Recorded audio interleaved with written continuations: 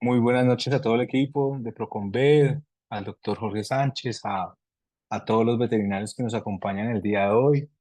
Pues como comentábamos hace un momento, yo creo que vamos a iniciar inmediatamente. La charla está presupuestada para las 7 de la noche para tener tiempo de escuchar al doctor Jorge pues más adelante ver la clasificación de nuestro equipo de fútbol femenino. Pues me presento, mi nombre es Mauricio Jiménez, yo soy el director científico de la compañía Proconvet. Somos un laboratorio veterinario dedicado a diferentes líneas homeopáticas, hematológicas, oftalmológicas. También tenemos una línea de vacunas. Entonces, para hoy nos place invitar y presentar al doctor Jorge Sánchez. El doctor Jorge Sánchez es médico veterinario de la Universidad de la UCA. Él se graduó desde el 2004 y pues tiene diferentes posgrados en medicina interna, en diferentes universidades, también interna de pequeños animales, de canina. Tiene un posgrado en dermatología canina de la UCASLA desde el 2011. También hace un diplomado de medicina bioreguladora de GEL en el 2017. Tiene un posgrado en citología veterinaria de la misma universidad UCA-SAL del 2017. Hace una participación intensiva de alergología veterinaria en el Dermatán 2018 y tiene diferentes posgrados en dermatología, tanto nacionales como internacionales. Eh, Hace su maestría en el 2020 y pues hoy tenemos el gusto de poderlo invitar a dar una charla titulada Patologías de la queratinización y disfunciones seborreicas en veterinaria, estrategias avanzadas de diagnóstico y tratamiento. Entonces, doctor Jorge, bienvenido. Muchas gracias por aceptar nuestra invitación desde Proconvet. Tuvimos un éxito total en el Congreso Veterinario de Colombia con una charla contigo y para nosotros en verdad es un agrado volverlo a tener acá.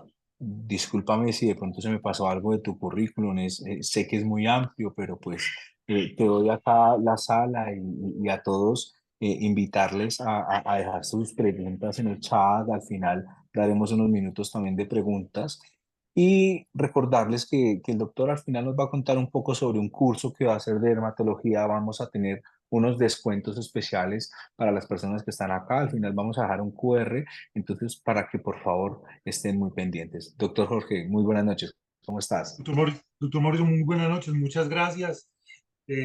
No, muy contento de estar aquí con ustedes. Qué presentación tan maravillosa. No se te olvidó nada, esperemos. Y también se me ha olvidado que había hecho unos cursos, pero muy chévere. Entonces, hoy vamos a tratar de hablar de algo que nos apasiona y que muchos de los que veo aquí, a Patricia, a la doctora Isabel, muchos amigos que nos hemos encontrado en el transcurso de nuestra existencia como especialistas, eh, quiero empezar esta charla hablando de algo primero que nos apasiona, segundo que es muy práctico el día a día, ¿sí? La utilización de herramientas terapéuticas como es la champuterapia para ciertas patologías. Entonces nos hemos vuelto unos duchos y unos súper buenos tratando y haciendo terapia tópica, pero hoy la invitación es que no solamente la terapia tópica mediante el champú es la que nos va a dar la solución de los problemas. Entonces, como decías muy bien, Mauricio, al final vayan haciendo las preguntas y Mauricio las va teniendo ahí presentes para que las podamos hacer. Listo. Entonces, empecemos. Muchas gracias a Proconvet, su línea dermatológica específicamente en esos champús que los vamos a no aprender, sino que vamos a usarlos en ciertos momentos de cada uno. Entonces, la charla va a estar, vamos a hablar de lo que es la normoqueratosis, la disqueratosis, una hiperqueratosis y su tratamiento. Voy a tratar de ser lo más práctico posible. Los que me han escuchado saben muy bien que la idea no es llenarlos de datos ni de conocimientos que vengan del Congreso Mundial de Boston, que estuvo muy bueno, pero la idea es que sea algo que les sirva a ustedes el día a día. Entonces, estamos teniendo consultas todos los días a partir de un órgano que es el más grande que tenemos, que es el que vemos, que es el responsable del 60% de las consultas médico-veterinarias, y lo que vemos son cosas muy claras, ¿sí? En el caso de los desórdenes de la queratinización, vemos cosas muy claras como el, una piel reseca, ¿sí? Una piel con caspa, una piel que huele mucho, ¿sí? Y lo que nosotros vemos en realidad solamente es un milímetro de de un paciente que es el, el que nos tiene tantos problemas y el que nos va a dar tantos beneficios, porque es que no solamente lo vemos como algo que tenemos fundamental, sino que también hace cosas muy importantes para nosotros. Entonces, desde el principio, desde que estuvo la, el proceso de germinación y que empieza a generarse ese embrión dentro de la madre, empezamos a tener que este tejido plano estratificado simple empieza con unas células madres que se empiezan a dividir en tres, como ya lo sabemos, que una hipodermis, una dermis y una epidermis, que es básicamente la primera diferenciación. Recuerde que llega el óvulo, el espermatozoide se empieza a multiplicar, genera una mórula, esa mórula se convierte en un disco y al volverse disco después empieza a buscar un polo neuronal que es el que conecta absolutamente todo. Entonces, desde ahí vienen nuestros problemas, porque no solamente las hormonas, la nutrición, el medio ambiente, sino la parte psicogénica rige este proceso. Entonces hace un tubo y ese tubo lo hace la diferencia.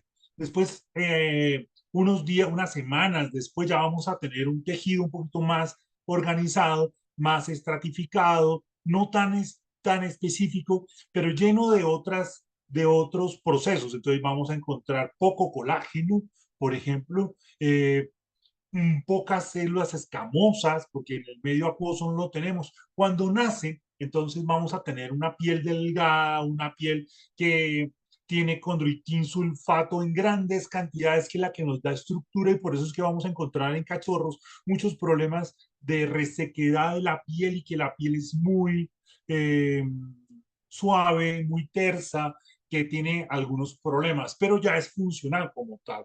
Después de entre los 6 meses y los 7 años, que encontramos una edad madura, adulta, esta piel se va llenando de más especificaciones, de condroitin-sulfato, de colágeno, tipo 2, tipo 3, de elastina, y entonces es una piel que es llena de vida, que no tiene tantos problemas. Después de los 7 años, este tipo de estructuras va cambiando, se vuelve una piel, anterior era una piel más delgada, ahora vemos una piel mucho más gruesa, llena de fibras, llena de corneocitos, ¿sí? Y que es más susceptible al medio y al entorno, como lo pueden ver en la parte de la dermis, vamos a ver mayor cantidad de células reticulares, vasculitis no, vasos sanguíneos, va a estar más irrigada y vamos a tener muchos más problemas. Y a medida que va pasando el tiempo, pues esa piel que era tan reactiva, que se llenaba de vitaminas, minerales, proteínas, cada vez va sufriendo transformaciones que van a tener cambios en la vida. Entonces, todo empieza en la membrana basal. Entonces dirán, pero sí, pero la membrana basal, si estamos hablando solamente de 1 milímetro, la membrana basal, ¿qué es? Pues nada, la membrana basal es la que simplemente tiene las células germinativas, ¿sí? Sin esa membrana basal, donde está toda esa información, no podemos hacer nada. Entonces, ¿qué pasa? Cuando hacemos una cirugía, cuando hay una herida, cuando hay una quemada, una quemadura, algún proceso traumático y la membrana basal se pierde, ahí ya no va a volver a haber piel, ¿vale? Entonces nos va a tocar o hacer cirugía o nos va a tocar hacer procesos de aproximación, ya sea físicos, quirúrgicamente o químicos, para que el tejido cicatricial vaya generando eso porque ya no va a haber más nada. Entonces, en esa membrana basal, antes de empezar a hacer el estrato basal, es donde está toda la información. Y entonces ahí vamos a ver problemas genéticos, congénitos, problemas nutricionales, problemas hormonales que van a evitar que esa membrana germinativa o disminuya su velocidad de mitosis o la aumente. Entonces tenemos esos dos problemas, que básicamente es eso, que el tiempo no nos cuadra, ¿vale? Por raza, por sexo, por nutrición, por estimulación del sol. El recambio epidermal es variable, pero no va a pasar de 37 días. En algunas razas ni va a ser inferior a 21 días. Entonces, es ahí donde tenemos el gran problema. Entonces, esa membrana basal va a dar origen a una célula basal, que es un queratinocito joven, lleno de proteínas, inmaduro, lleno de queratohialina, con filamentos delgados de queratina, pero tienen información muy clara sobre desmosomas y hemidesmosomas. Son esas las partes proteicas donde la célula se va a anclar de arriba abajo y de lado a lado. Ahí tenemos un gran problema. ¿Por qué? Porque si esas proteínas no se generan bien o este tipo de enlaces no se colocan fuertes, vamos a tener problemas en el futuro. ¿Y a qué se debe esos problemas? Nutricionales, hormonales, medioambientales, alérgicos, donde vamos a tener que estos cambios los vamos a tener mal. Después vamos a encontrar un estrato que es un estrato espinoso que muchos de nosotros lo tenemos como relegado, algo que sin mayor importancia. Pero como lo pueden ver en esta imagen, vamos a encontrar que tiene muchos filamentos que no solamente se unen entre sus células, que es una célula nucleada, hidratada, llena de proteínas, y que esos filamentos se tocan entre sí para hacer unos compuestos, unos compuestos que van a hacer esa unión. Y ese va a ser el origen de nuestra protección, tanto hídrica, proteica y lipídica en el futuro. Entonces, si este tipo de membrana no hace un recorrido específico y no tiene sus capas específicas, vamos a tener problemas de protección mecánica, vamos a tener problemas en la hidratación de la célula y en su renovación. Entonces después llegamos al estrato granuloso que sale de esta barrera espinosa que empieza a producir cambios. Y entonces muchos de ustedes me imagino que sí han escuchado que los problemas alérgicos y los problemas de la piel hablan de una proteína que se llama filagrina y entonces aquí es donde empezamos a tener esta importancia de esta filagrina. Entonces lo que produce el queratinocito en estas capas del estrato espinoso se une a la filagrina, ¿sí? Y con la tricohialina empiezan a hacer filamentos y empezamos a tener la queratina, que es esa queratina la que nos va a ayudar a funcionar como barrera protectora y la que nos va a hacer una protección eh, lipídica.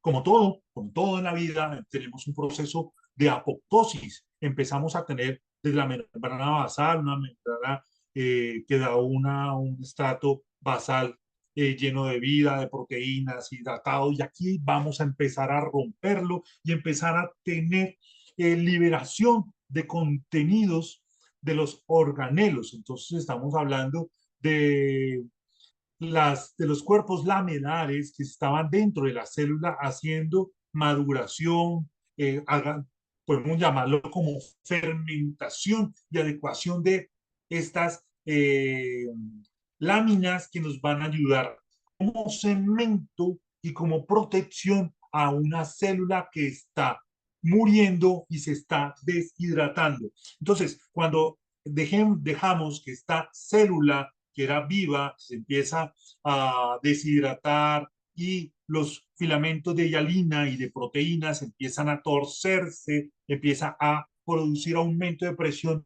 en el citoplasma y deja salir todos estos cuerpos laminales, todas estas proteínas, estos ácidos grasos y estos componentes que van a ser el cemento estructural del corneocito que ya está muriendo. ¿Listo? Entonces, tenemos estas imágenes que me parecen mucho más claras. Entonces, dentro de un cornocito que era de una célula que estaba viva, que estaba firme, ¿sí? Que se podía pegar y entonces vamos a tener una célula muerta, seca, deshidratada, que tiene ciertas características, pero que necesita pegarse. Entonces, aquí es donde los desmosomas y los semidesmosomas ya en proceso de muerte los estructuran y los deja organizados. Pero ese cemento tiene que estar completamente cerrado. Y es de ahí donde estas capas hídricas que estaban dentro de la célula, estas capas proteicas, los ácidos grasos y las proteínas hacen las capas que van a permitir la función de la piel. ¿Listo? Y entonces es aquí donde se ve la organización y donde vemos el paso de una célula viva a una célula muerta y después a lo que vemos, que es cuando tenemos tantos problemas. También hemos olvidado muchísimo el estrato lúcido.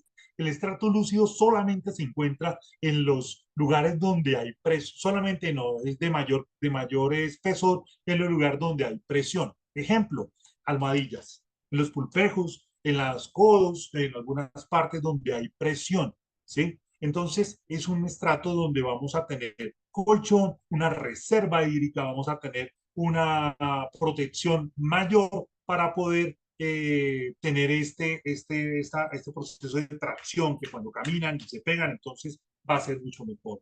Tiene grandes cantidades de fosfolípidos, de queratina que nos van a ayudar a mejorar la estructura.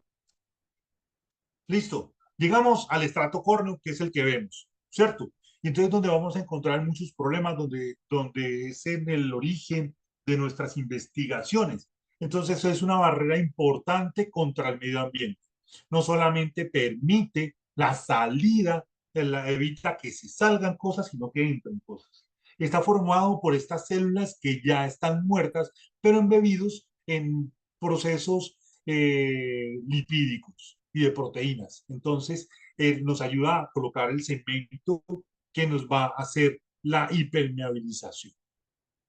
Estos lípidos, que principalmente son ceramidas, son sintetizados por las células muertas que al romperse quedan en ese espacio.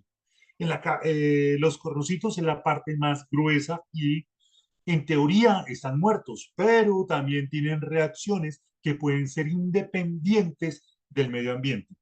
O sea, los cornocitos, aunque estén muertos, tienen la capacidad de responder y de hacer respuesta ante agentes infecciosos, mecánicos, químicos. Entonces, hacen parte importante de la defensa.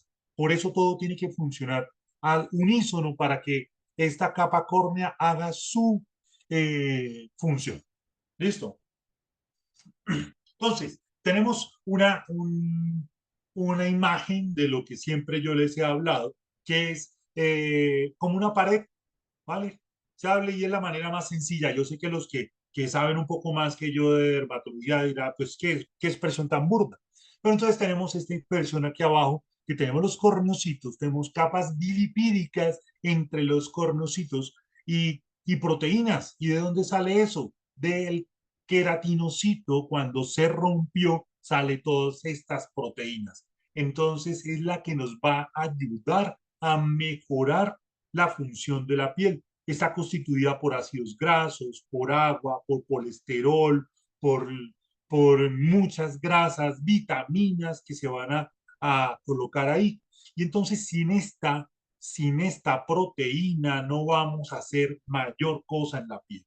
Y es esto lo que nos hace importancia para su funcionalidad, para bien o para mal.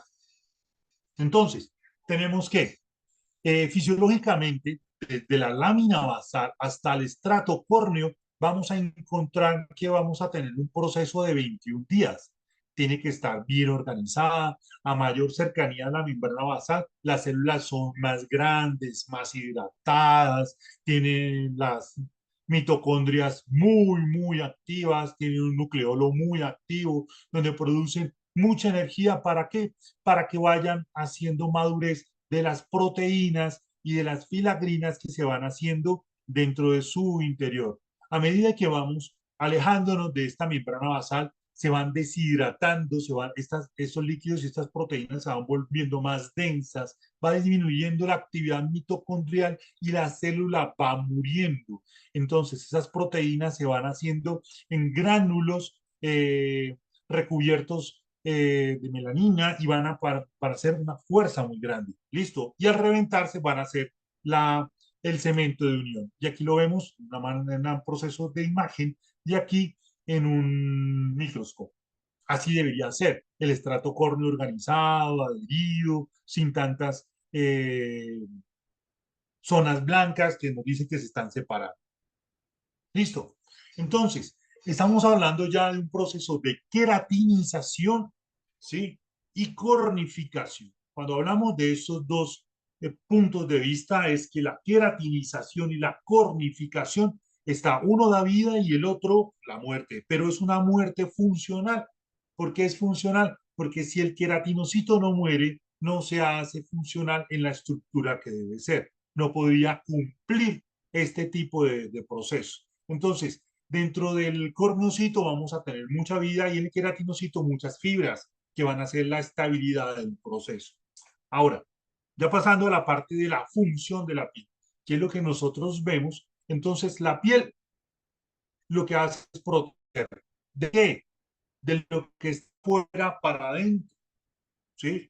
Entonces, protege de bacterias, humedad, temperatura, sol, cosas traumáticas, hasta el proceso pruriginoso, pero también da sostén. Sin la piel, entonces seríamos como amebas, ¿vale? O cuando me pasa a mí que me engordo mucho, entonces la ropa me sostiene la barriga.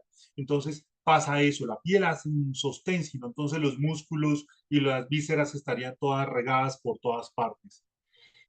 También actúa como metabolismo de vitaminas. Se hicieron varios estudios donde solamente la suplementación de vitamina D para pacientes no era suficiente. Entonces se necesitaba que esta vitamina se activara con el sol para poderlo hacer. Y cada vez más importante la identificación. Ya identificamos a nuestros pacientes por el color, ya la dermatoscopía nos va a decir muchas cosas. Entonces los que hacemos dermatología utilizamos un dermatoscopio para saber el color de esta piel para poderlos identificar y saber qué es lo que está pasando. Otra de las funciones de la piel es la protección ultravioleta, ¿vale? Tenemos, y esto sí que funciona muchísimo cuando hablamos de procesos de queratinización. Les hago un ejemplo muy sencillo. Ustedes se van a la playa, ¿sí?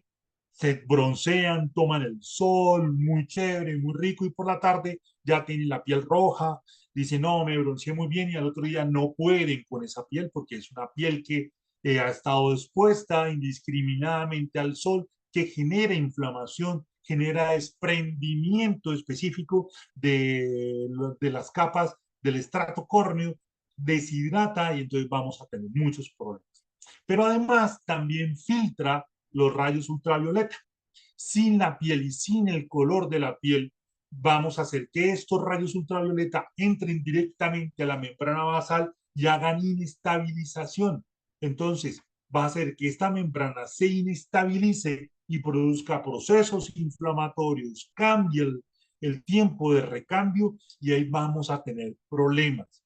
Por eso, nuestros pacientes y nuestros perritos sabiamente tienen más pelo que nosotros. Nosotros tenemos ropa, pero si nos ponemos a mirar la gente que no usa ropa o que no usaba ropa en el, en el histórico humano, estaba llena de pelos, era más peluda. Entonces, ojo, no podemos exponernos directamente al sol por tanto tiempo y sobre todo a horas muy, muy fuertes. Si no tuviéramos la piel, la pérdida de temperatura sería una cosa brutal, brutal. Nosotros tenemos que producir, cambiar los carbohidratos en proteínas para volverlos ATP y ese ATP se va a consumir la mayoría en mantener una temperatura corporal. Si no tuviéramos este aislante térmico, se perdería muchísimo. Y si no tuviéramos este aislante térmico, también se enfriaría muy rápido. Entonces, ese tipo de función se debe hacer y muy claramente. La impermeabilidad externa. Cuando yo digo que lo que está afuera no vaya a entrar, es claro, porque si tenemos componentes lipídicos que van a ser de vehículo para bacterias, para hongos, vamos a tener problemas. Entonces, si una piel estable y una piel sana va a tener esa impermeabilidad. Entonces, como yo les dije, ayuda a disminuir las pérdidas de agua. Pero ¿cómo lo hace? Entonces, por eso nos dedicamos un tiempo antes de empezar la charla, al inicio de la charla, sobre esas proteínas y esas barreras lipídicas que unen los corneocitos muertos. Entonces, tenemos unos corneocitos que en realidad casi que son inherentes, casi porque tienen alguna función, pero están cubiertos o están adheridos con una capa eh, lipídica. O sea, hay una grasa, hay unos lípidos que evitan la salida de estos procesos de agua. Si no, entonces les voy a poner el ejemplo más claro que yo siempre les he hecho.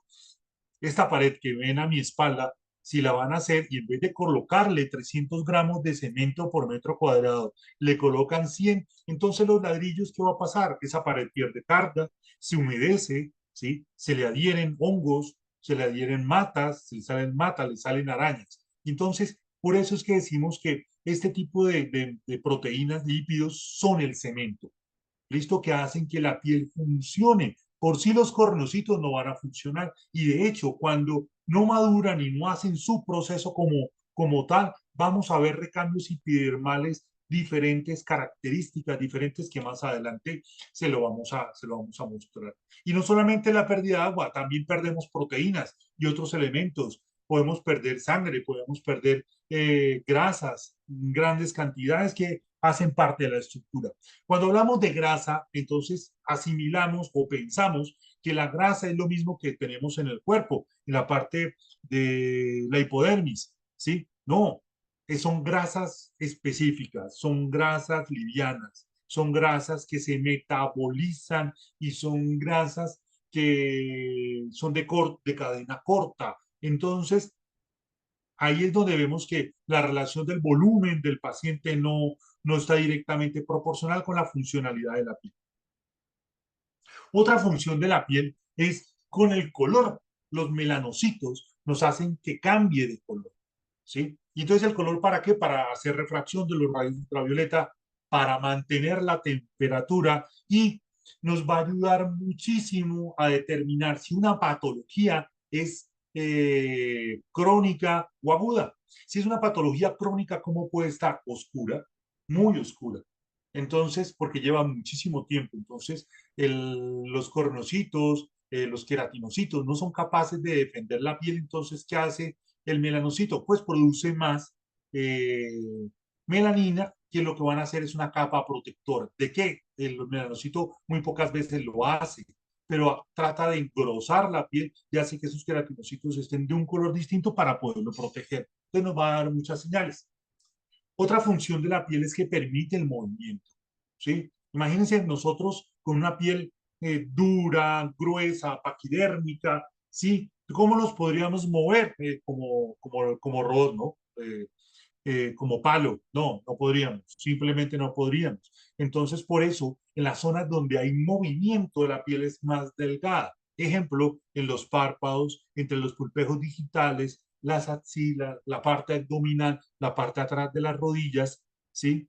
Y curiosamente, es los lugares donde más problemas de recambio epidermal o de manifestaciones alérgicas o contaminantes tenemos. ¿Listo? Entonces, la piel nos ayuda al funcionamiento y sirve como centinela de otros órganos.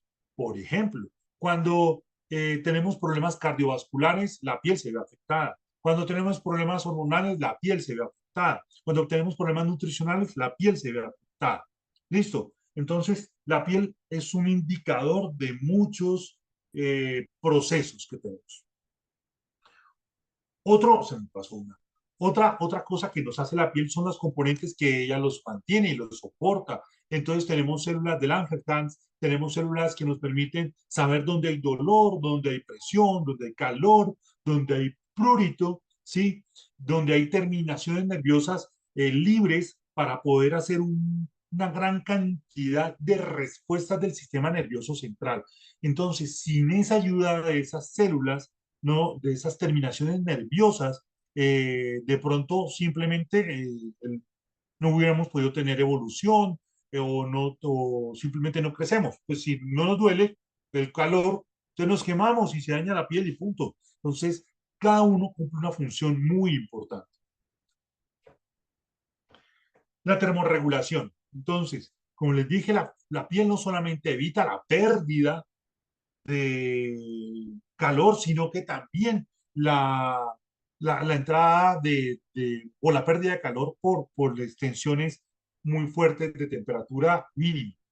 ¿Cómo lo hace? Entonces, ya sabemos que la parte del queratinocito, corneocito, está muerto, pero la parte de abajo de la dermis sí está llena de terminaciones vasculares que nos van a ayudar o cuando hay frío a aumentar su volumen para que la sangre caliente nos ayude a aislarlo o cuando haga mucho calor inverso. Entonces, vamos a tener muchas cosas con respecto a la vascularización.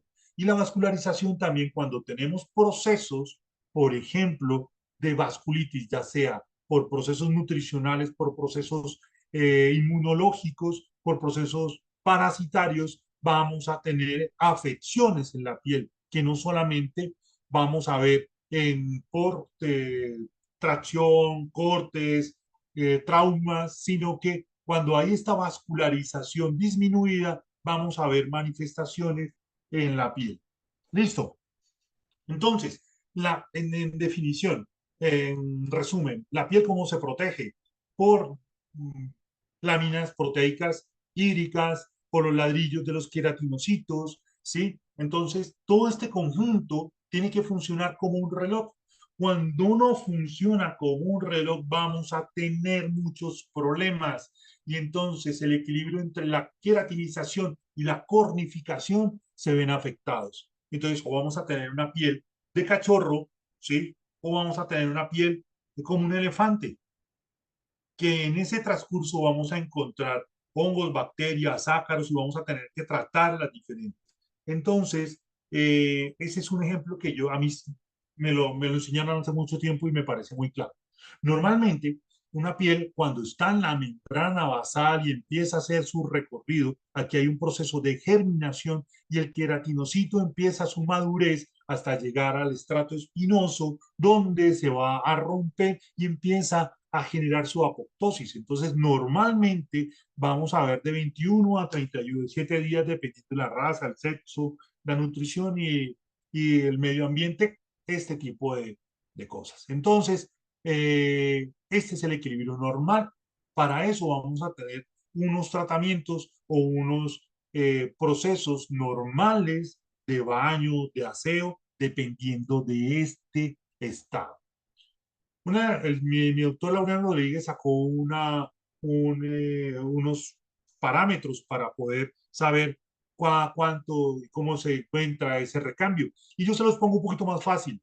Entonces, el perro huele a perro sucio, a chitos, a doritos o a doritos extra queso. Acuérdense de eso y otras cosas físicas que van a poder tocar y ver. Pero aquí el perro huele a perro sucio. Y uno pregunta, ¿cuándo lo bañó? No, hace 30 días, no, pues ya está listo para bañar, está normal, no hay ningún problema. Pero cuando esto disminuye, ¿sí? A 15 días, entonces se acelera la producción de la lámina basal y la membrana basal. Entonces, hay factores que aumentan la mitosis, ¿sí? De estas membranas o de esta migración y acelera esta producción, ya sea porque hay injurias desde la parte de afuera o hay elementos internos que hacen que este recambio se acelere. Entonces ya no va a ser de 21 días, sino de menos de 15 días, 3 semanas a 2 semanas larguitas. Y entonces en este punto vamos a encontrar que el perro no solamente huele a perro sucio, sino que empiezan a oler a chicos, ¿sí? Y empezamos a ver este perro con una caspa, ¿sí? Vamos a ver una caspa difusa, no concentrada, que uno lo sacude y vuela un poco, no se le pega a la piel y empieza a tener ese olor a chitos. ¿Listo? Entonces ya ahí es cuando empezamos a decir, oiga, aquí está pasando algo y empieza a hacer uno un sinnúmero de preguntas y vamos a encontrar qué hacer con esto. Pero cuando empezamos a ver que llega a nuestro consultorio un paciente con mucha caspa y empezamos a ver un paciente que llega con ciertos olores, huele a Doritos y vamos a saber ya que tiene un proceso de recambio epidermal inferior a 7 días. Pero cuando el perro se baja del carro y no ha entrado al consultorio y ya apesta Doritos extra queso, es que ese recambio epidermal disminuye a 5 días, a menos de una semana. Entonces ya vemos, este es el proceso normal, ¿vale? Ahora vamos a ver las disqueratosis. Cuando hablamos de la disqueratosis es la alteración en el recambio epidermal normal, que debería ser de 21 a 37 días, dependiendo de muchas cosas, pero cuando ya vamos a encontrar que ese tiempo no se cumple, entonces vamos a ver esta manifestación. Pero es una manifestación, no es un diagnóstico como tal, es una manifestación de una patología presente. Entonces vamos a ver excesivamente seca una piel o desencamante o con grasa, bastante grasa o excesivamente grasa. Listo. Entonces se definen 3 etapas. El doctor Laureano Rodríguez nos enseña y la clasificó así en Latinoamérica de la fase 1, donde vamos a encontrar que es un recambio entre 14 y 21 días, menor a 3 semanas, que se pierde el 10% del contenido acuoso, vamos a encontrar una piel seca, vamos a ver o no algún tipo de prurito, o sea, de rasquiña, por procesos inflamatorios, ¿sí? Puede o no puede, solamente vamos a ver ciertos cambios. Vamos a encontrar el pelo opaco, vamos a ver escamas que no se adhieren, o sea, que huelen, y el olor va a empezar a ser característico. Yo lo hablo de chitos, ¿no? Entonces vamos a empezar a ver eso. ¿Y qué vamos a ver? Esto, pelo opaco, hirsuto, caspa, algunas veces vamos a encontrar zonas alopécicas difusas que se pueden ver como si fueran otros problemas, como por ejemplo en esta imagen que vamos a ver una alopecia que pareciera como si fuera una demodecosis focal. Listo. Entramos a la fase 2 que empezamos a ver pelos, hirsutos ya grasos, con caspa adherente, que ya vamos a ver una característica mucho más pesada. En este empezamos a ver un poco más de prurito, ¿sí? Pero no son evidentes los factores agravantes del prurito. También se debe tener en cuenta que las otitis, vamos a empezar a verlas presentes. Ya sabemos muy bien que el oído también hace parte fundamental o casi siempre no, es estructuralmente de piel. Vamos a ver seborrea seca o vista. ¿Listo? Y el recambio va a estar entre 7 y 14 días. Y el olor para mí es característico. Ya pasa de ser de chitos a doritos. ¿Listo? Entonces esos doritos los vamos a hacer muy claro. Entonces, teniendo en cuenta este tipo de procesos, ya tenemos una caspa que se une más, se ve mucho más, se adhiere no solamente a la piel, sino que se adhiere al, a otras caspas y se ven sin ningún problema. No hay que confundirlos con cheletiela, que la cheletiela se mueve. Listo. Tenemos la fase 3 de disqueratosis, que es una seborrea oleosa. Encontramos también notitis ceruminosa. Ya tenemos una textura grasa al tacto, ya lo sentimos, ¿sí? Y el paciente empieza a rascarse, produce un prurito excesivo. Y ya con el cambio de pH, temperatura y humedad y las grasas, vamos a ver factores complicantes como bacterias y hongos o mixtos, que ese es el problema. Vamos a encontrar no solamente un predominio de una sola contaminación, sino de dos o hasta de tres que complican el problema. Y el recambio es inferior a 7 días. El olor es claro, el Doritos es traqueso, y entonces ya apestan, huelen muchísimo y vamos a tener muchos más problemas que es este tipo de pacientes. Entonces, en la esquina inferior izquierda tenemos un Golden Retriever que está totalmente graso, ¿sí? En la esquina superior derecha vamos a ver un oído, ¿sí? Estenótico, inflamado, productor, y ni qué hablar de las dos de la izquierda, eh, pieles paquidérmicas, oleosas, dolorosas, porque duelen un montón, eh, alopécicas y con mucha melanina en en el superior. Entonces, este tipo de disqueratosis, la imagen no corresponde al proceso, pero me pareció bonita. ¿Por qué? Porque lo que hace es separar las capas, las separa y en vez de estar adheridas, las empieza a separar y empezamos a tener problemas porque se pierde la humedad y la función de la piel se pierde, ¿sí? Y entonces, dentro tenemos causas primarias y causas que nos van a complicar el proceso de disqueratosis. Entonces, dentro de eso están las partes nutricionales, parasitarias, virales, hormonales, vasculares, autoinmunes, alérgicas y la dermatitis atópica canina, que es una enfermedad inflamatoria de la piel de que tiene muchos componentes. Pero, ¿por qué ya se empieza a hablar de un factor primario de la dermatitis atópica?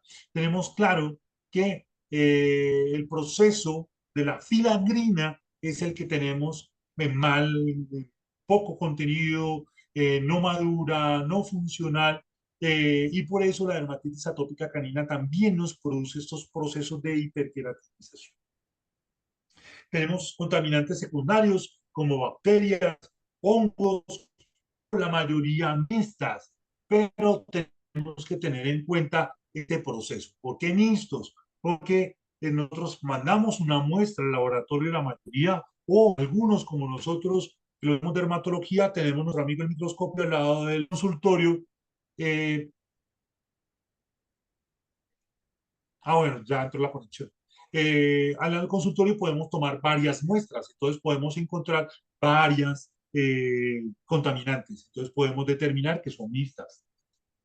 ¿Cómo se controla la disqueratosis? Antiguamente solamente usábamos un champú, ¿sí? O un desengrasante, pero no, tenemos que usar muchas cosas más. Entonces, dentro del tratamiento, lo primero es que saber por qué la piel está funcionando mal. Dos, saber en qué estado está. Tres, controlar los contaminantes secundarios que siempre van a estar. Hay que reponer con factores nutricionales. Hay que disminuir la disgregación de las escamas. Entonces las limpiezas, no solamente la champuterapia o el baño, lo tenemos que hacer, sino que también instruir al propietario que hay que hacer limpieza, no solamente en el cuerpo, sino en la casa, ayudarnos con la humectación y usar desengrasantes cuando sea necesario. Entonces, dentro de las causas primarias vamos a hablar de la nutrición. La nutrición tiene que ser un factor fundamental. Una nutrición adecuada, de alta calidad, que sea fácil de absorber, que reponga las pérdidas de grasa y de proteína que tiene este, este paciente, que lo que le demos a nuestro paciente no se lo vayan a comer los parásitos ni internos ni externos, porque es algo que nosotros siempre hemos estado olvidando. Y diagnostica la enfermedad de base. Entonces tenemos enfermedades hormonales como el hipotiroidismo, el hipertiroidismo, procesos de glicemia, procesos hormonales reproductivas o procesos genéticos que van a involucrar muchas cosas. Las vasculitis que nos van a disminuir la llegada de proteínas, vitaminas, líquidos a la piel. Entonces, esas vasculitis pueden ser de origen autoinmune o parasitarias, las alérgicas y las autoinmunes.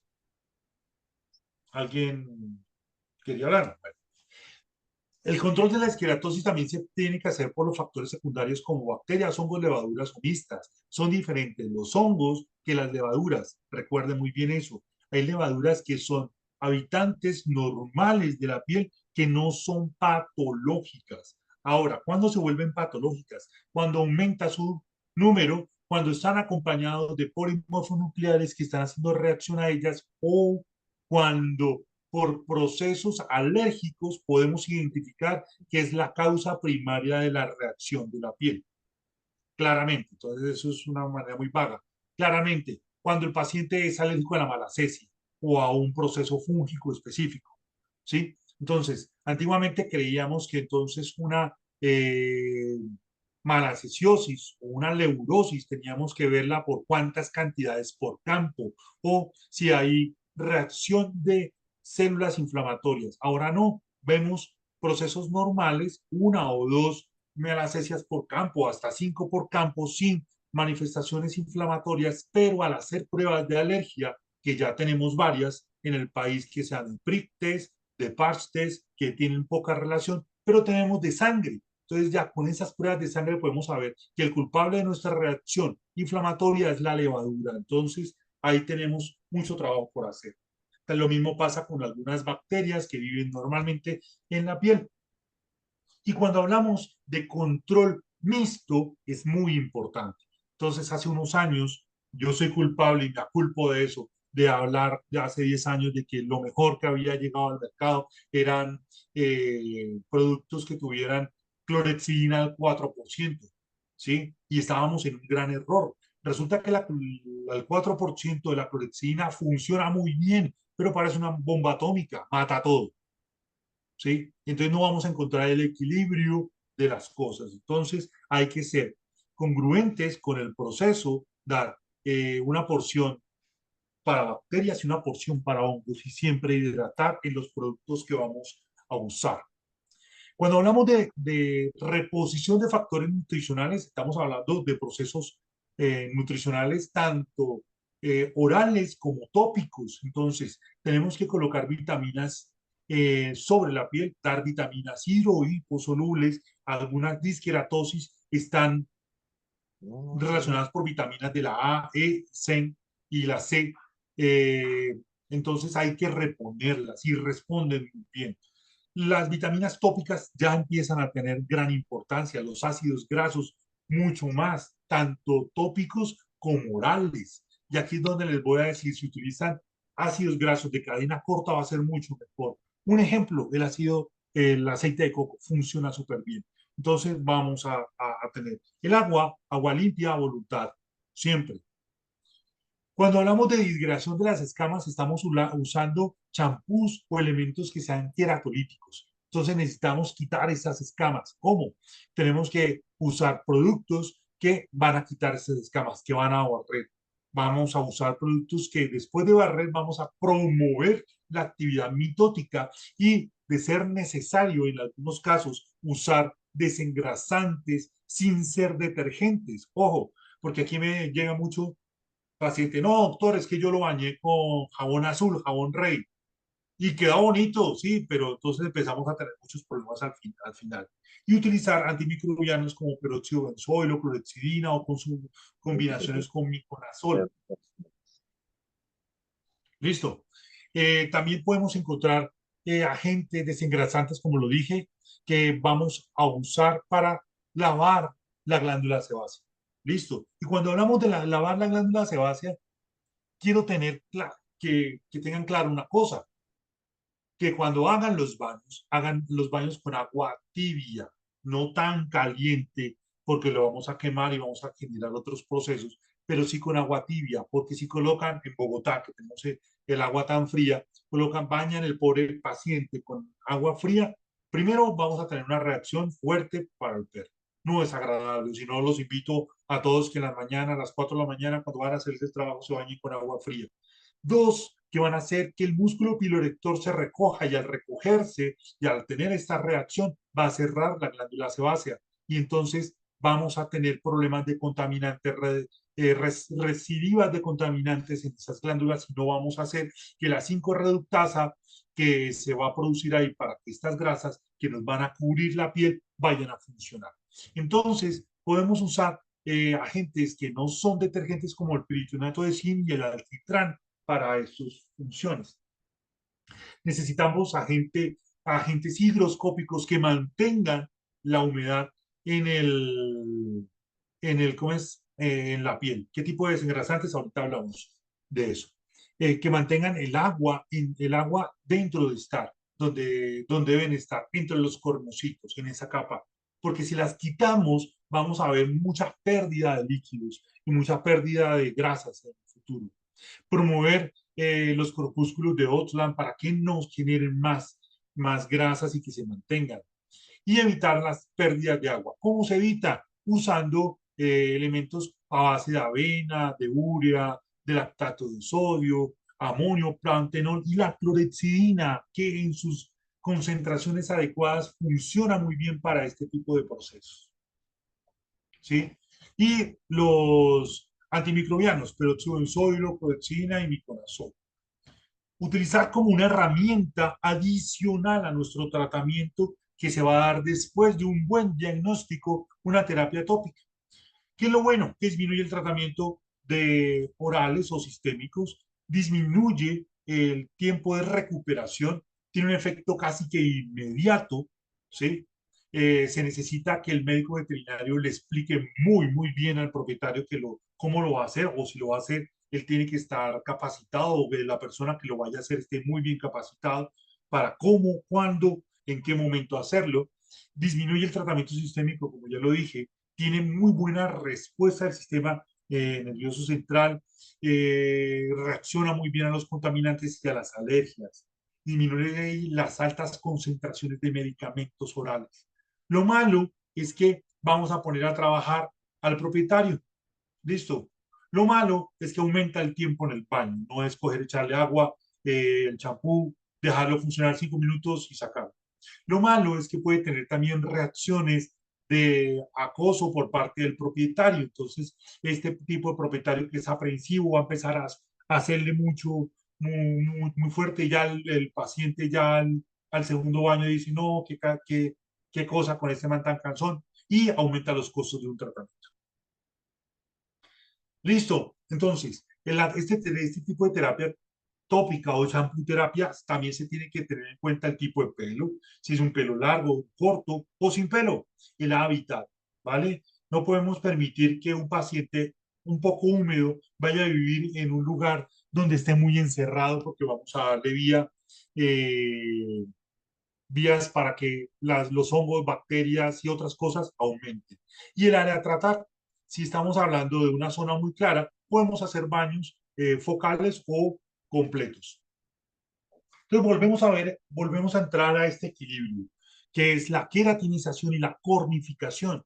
Tenemos un gran problema, ya diagnosticamos en qué estado está, cuál es el proceso biológico en la enfermedad que tiene y cuál es el tratamiento que vamos a hacer. Entonces vamos a usar productos que tengamos para lo que necesitemos. Entonces, si tenemos un recambio epidermal corto, muy corto, vamos a usar un champú que tenga clorexidina al 2%. No, de pronto sí, si está contaminado, pero el producto que vamos a usar es un peróxido de benzoilo.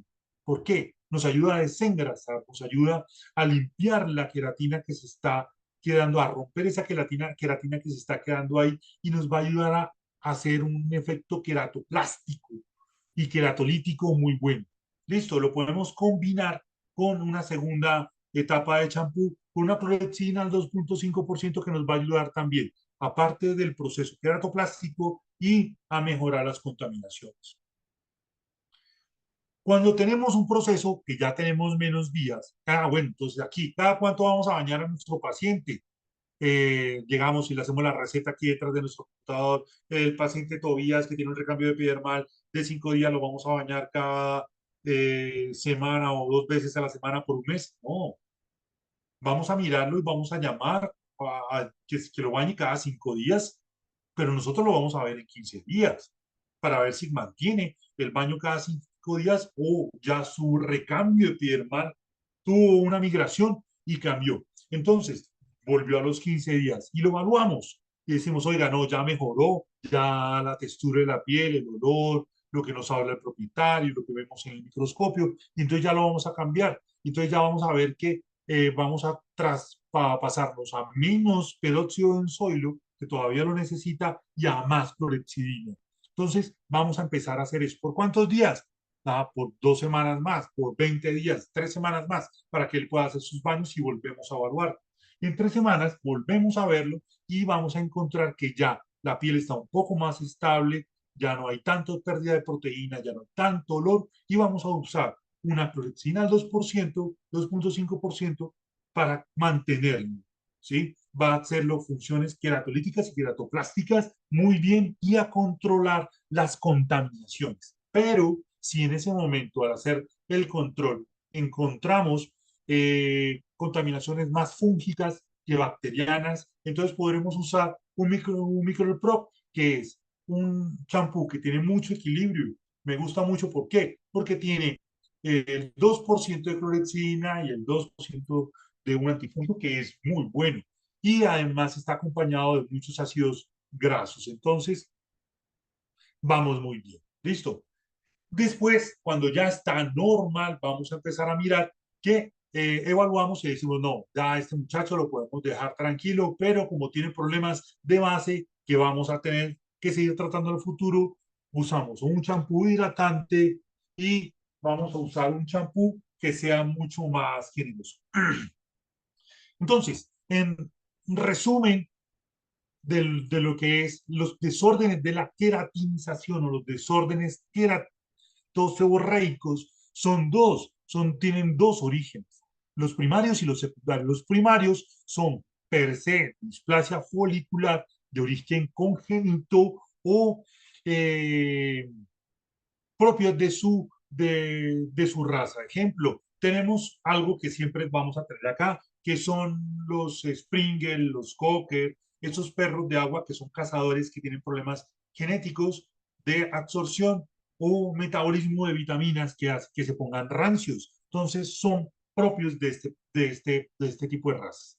Y secundarios tenemos nutrición que pueden ser por exceso de nutrición o deficiencia de nutrición, pueden ser de origen parasitario, que pueden ser Demodes, Sarcoptes o Sheilastiela, que aquí las vamos a ver y que se pueden confundir un poco, dermatomicosis, que pueden ser hongos como tal, o malacesias, que ya sabemos que pueden ser de en cantidad o una sola nos puede producir el proceso. Aquí es algo que hay que tener muy claro. Cuando hacemos un proceso diagnóstico y vemos que el paciente tiene un proceso alérgico, ¿sí? Y hacemos la citología y encontramos una malacesia, entonces, cuando solicitemos el proceso de identificación de alergenos ambientales, que se incluyan los hongos, porque puede ser el hongo que esté generando esta inflamación, cambiando la filagrina y produciendo desórdenes de la queratinización.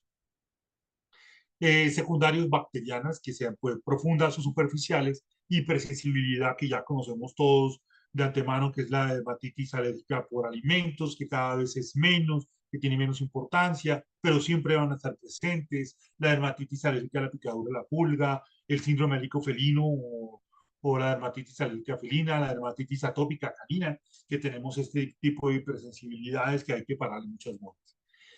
Las autoinmunes, el pénfigo y el lupus, que nos van a dar problemas claros de la queratinización. Neoplasias como los linfomas o las tumores de células escamosas que se van a ver metabólicas como endocrinas, metabolismo de ácidos grasos y vitaminas ambientales. También creemos que el ambiente va a influir muchísimo. Si tenemos un paciente que está malnutrido y vive en el exterior, pues va a tener un problema de queratinización. ¿Cierto? O si es un paciente que vive en un lugar muy húmedo, va a tener también problemas de queratinización y de contaminaciones secundarias. Entonces, espero bueno, esta charla también está grabada y los amigos de Proconvet les dan a ustedes, pueden entrar y tener los resúmenes. Listo. Entonces, ese es nuestra charla que queríamos llevarla hoy. Hoy corrimos mucho porque las muchachas juegan hoy, entonces para que podamos alcanzar a ver el partido todos. ¿Qué preguntas tienes? Bueno, doctor Jorge, en realidad muchísimas gracias por la presentación. Es una presentación en la parte fisiopatológica espectacular. Recordarles que nosotros como Laboratorio Proconvet tenemos una línea de 3 champú, Tritoxin champú trae clorexina al 2.5. Yo creo que ahorita vamos a compartir algunos artículos donde ya se viene discutiendo mucho estos piodermas superficiales que habló un poco el doctor. Al utilizar antibióticos ya no le indicaba utilizar productos eficaces contra estas bacterias en piel, como peróxido de benzoilo y clorexidina al 2.5. Es una opción excelente. Encontramos Peroxipro con peróxido de benzoilo. Como vieron en la charla, es un producto que va a estar muy, muy adecuado a todos estos pacientes con trastornos queratoseborreicos que en realidad, como se dieron cuenta, son cualquier paciente con un problema dermatológico crónico. Y pues nuestro producto estrella, Miclorprog, trae clorexidina al 2% y miconazol al 2%. Es la combinación perfecta y vamos a compartir unas directrices la Asociación Mundial de Dermatología, donde hablan que esta combinación de clorexidina y miconazol va a ser la primera opción para malacesia, dermatofitos y demás patologías. Entonces, recordar siempre este tipo de productos.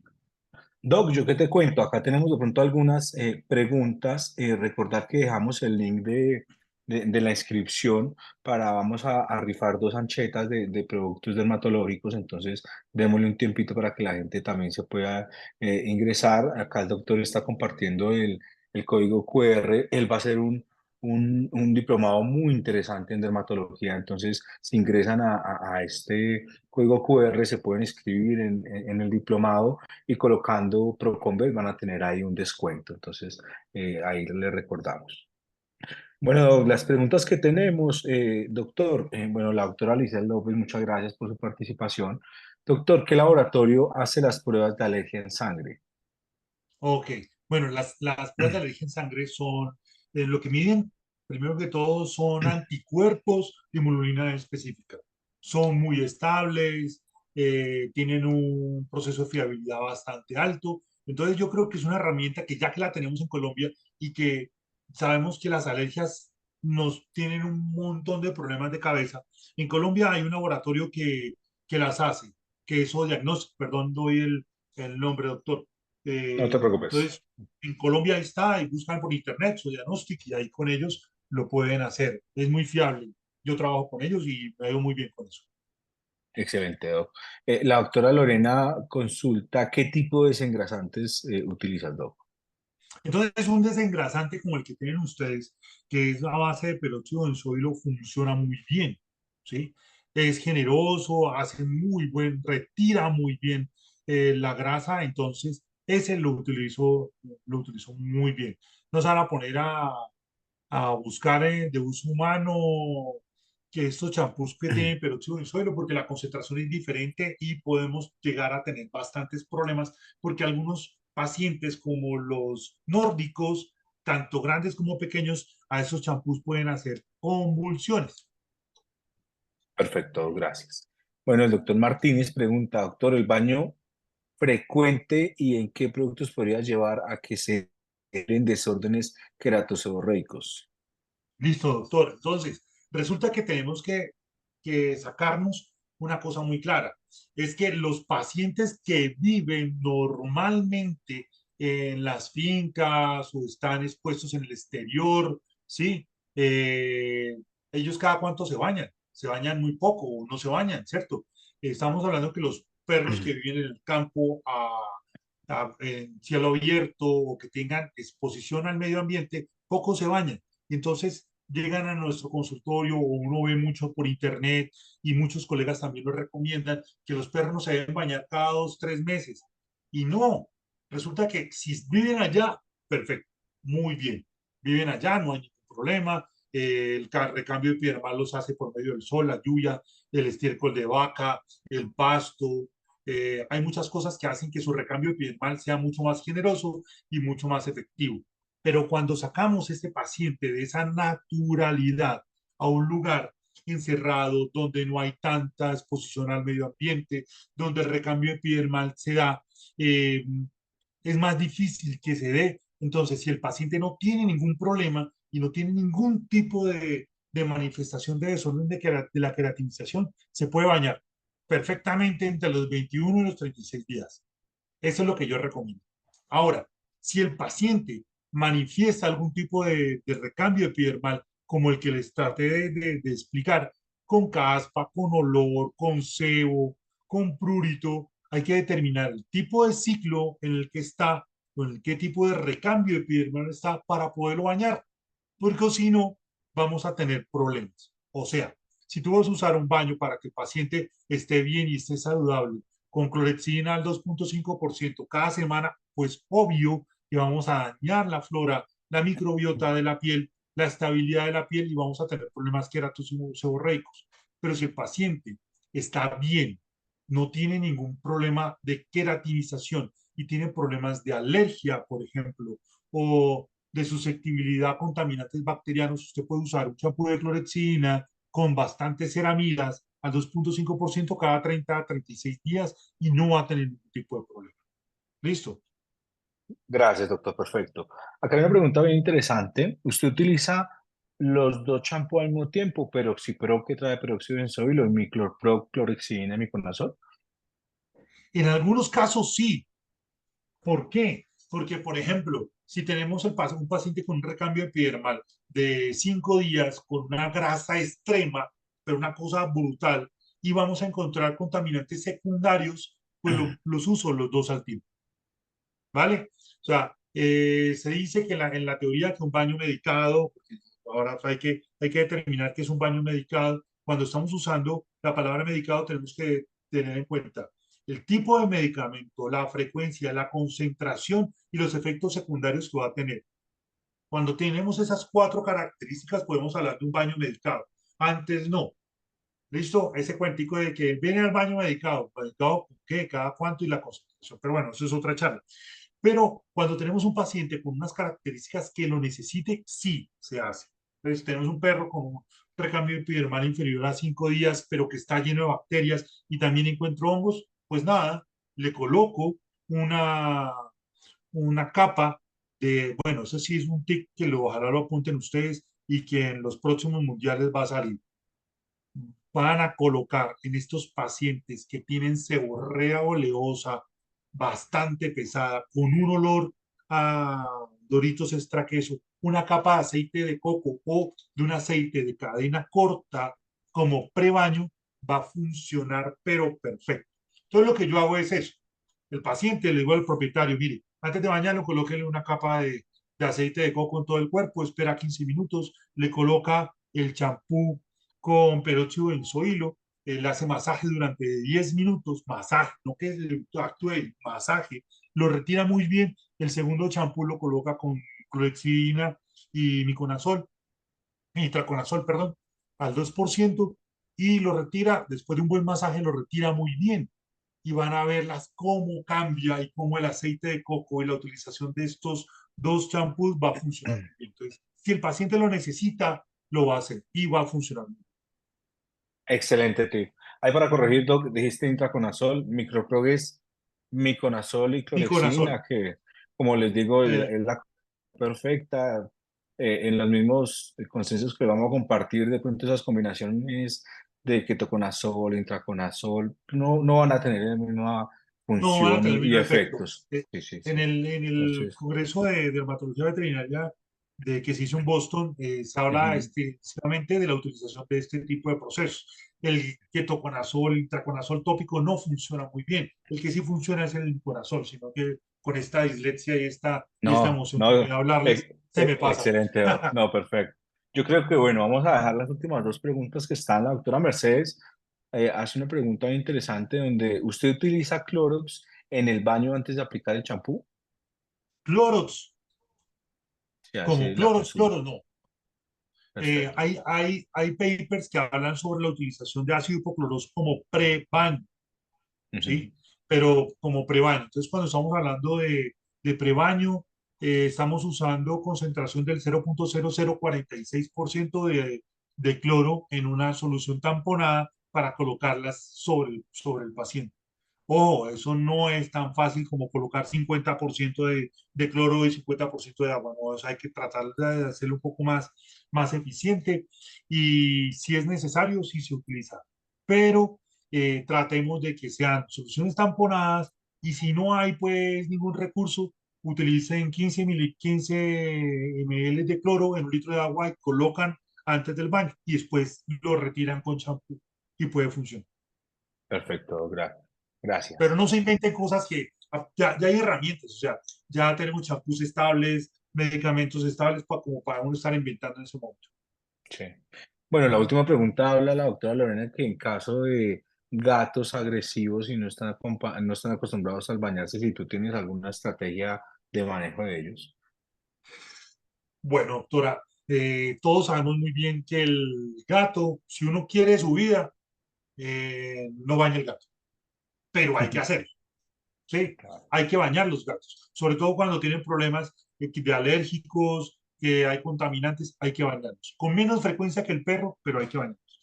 Entonces, si los síndromes miliares en gatos no son muy focales, entonces no hay necesidad de hacer tantos baños, más bien limpie un baño cada 3 semanas y limpiezas focales funciona muy bien.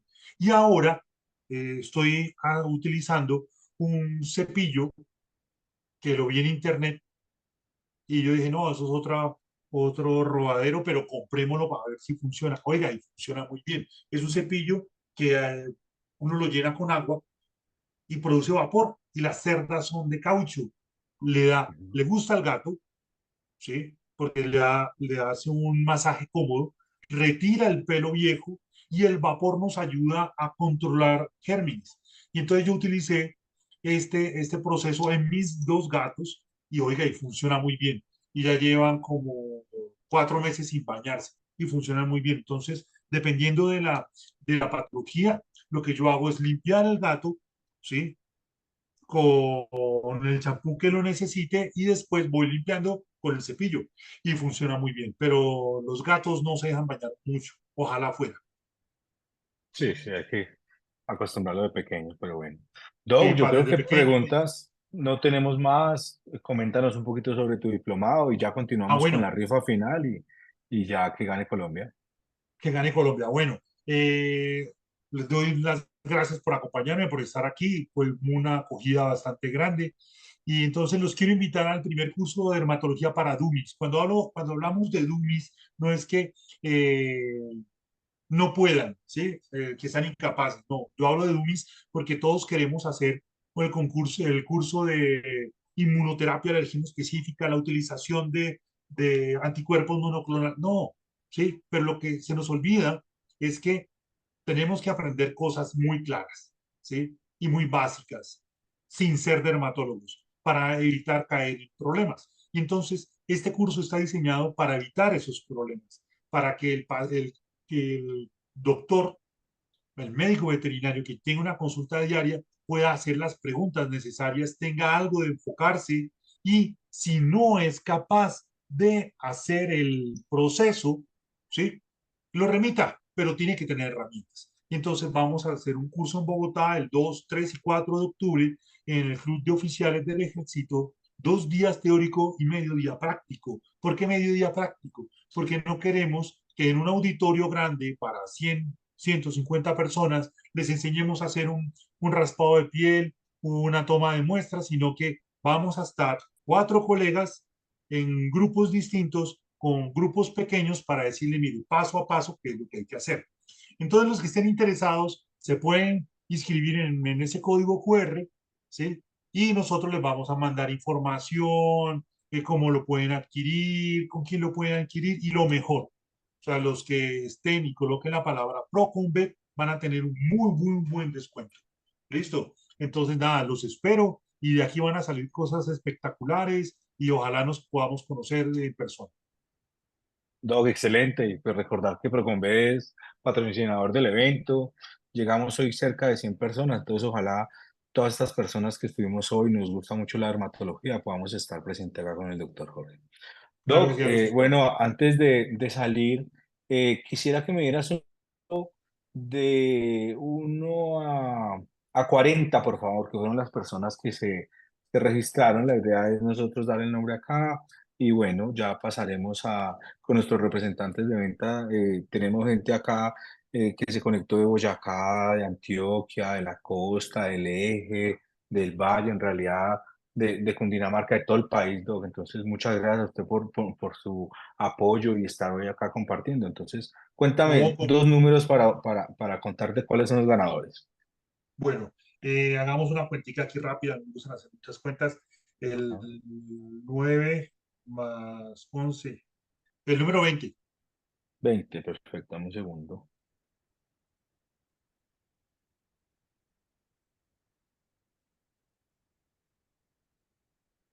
Bueno, la doctora Yuri, entonces nos pondremos en contacto de ella. Ella es de Cali, entonces, doctora Yuri, felicitaciones. Ahí estaremos enviándote una ancheta.